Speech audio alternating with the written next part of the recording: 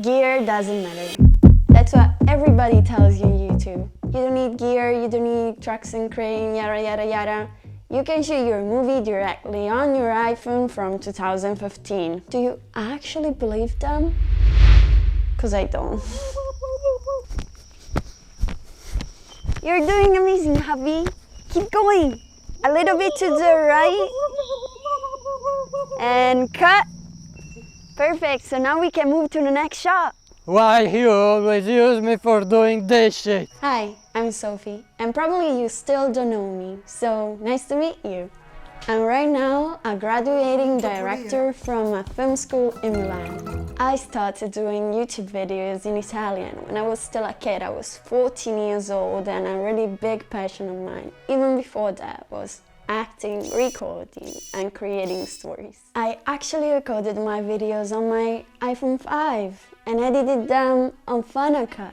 But the problem is the phone wasn't giving back the quality I needed, and I started not liking what I was producing anymore. And this stopped me.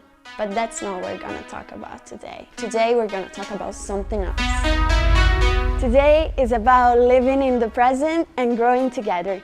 Today I'm gonna show you what my rig is actually like, how we're gonna make it better, and why gear is actually important.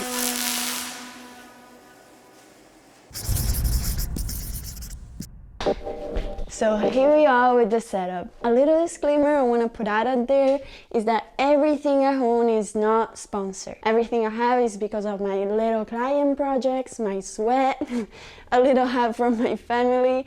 So everything I say it's good for me, it's because I truly believe in it. So let's start from where I would usually start, the camera. I have a Sony A7S1. I know, pretty old, isn't it? Well, I used to have nothing. Like last year I decided to buy this one because at school we kept using Blackmagic courses and I didn't have anything actually mine to practice on, so I decided to buy this one. Before that I used to use my really old A5000. That was not ideal considering that I didn't know anything about glass and I kept using this pancake lens included in the kit. Yeah, everybody learns. Everybody. You can learn every day. The pros are that the camera is little and because of that you can bring it anywhere you want with you. The battery life is kinda good. It is a full frame and that's the best thing about this camera. FE lenses that go with this camera are pretty. There's a great variety of them. However, we have some cons. The max resolution is 1080p, which is not ideal if you want to do some cropping, some zoom-ins, that in built-in 4K cameras are seamless. Obviously, if the focus is on point. I used to go around with this Rode Mini Mic. That's not really ideal because it used to get windy noises and it was far away from the camera, so you couldn't really hear my voice because sometimes I was speaking not really loudly and you couldn't hear anything. So I decided to switch to lavalier mix and I bought this one.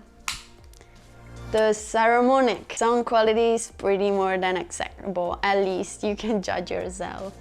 They are small and easy to carry around. They connect directly into the camera and you're included with the lav mic when buying the bling. The cons are that sometimes I notice them having a delay of 4 FPS. They don't cover long distances. Unlike professional radio mics, they have to be plugged into the wall to be recharged. So here comes the part where I will put the camera on the actual rig. The problem with this is that it's kinda Chinese, so the camera wiggles a little bit. It kinda scares me. So I bought this plate, but in order for it to work, we have to weld it together. Come on, let's go.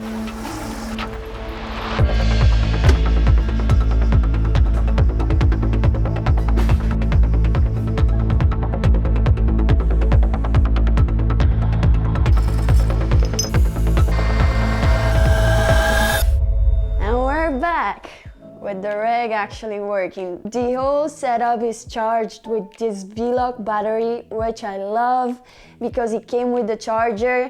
Thing that usually doesn't happen, you have to buy them separately. And then this V-Lock plate I got from Amazon too, and it has various outputs, and this 12-volt output matches with my monitor, which is ideal. So you get them in like that, and that's it. You're gonna have forever battery life. The only downside, I would say, that's a little bulky, but you're planning on it, I guess, if you're choosing to buy this one. So we get the dummy battery in with the D-tap. We set the plate in place. Having a rig that is actually heavier will make your shot steadier. You won't tremble so much. I use this monitor I got from Atcom, and I attached it to the rig with this magic arm I got from Amazon, and I love it because so I can move the monitor however I like. The monitor, it's pretty neat when you need to see yourself. For example, the 7S doesn't have the flippable screen, so I can use this one. Or when you're shooting a client project, it's not gonna tell you the shot looks great because this one goes out in Rec 709. The con to this monitor is that it doesn't show you if it is actually recording or not. So sometimes... And that's why the cat is on the table and the pan is on the fridge.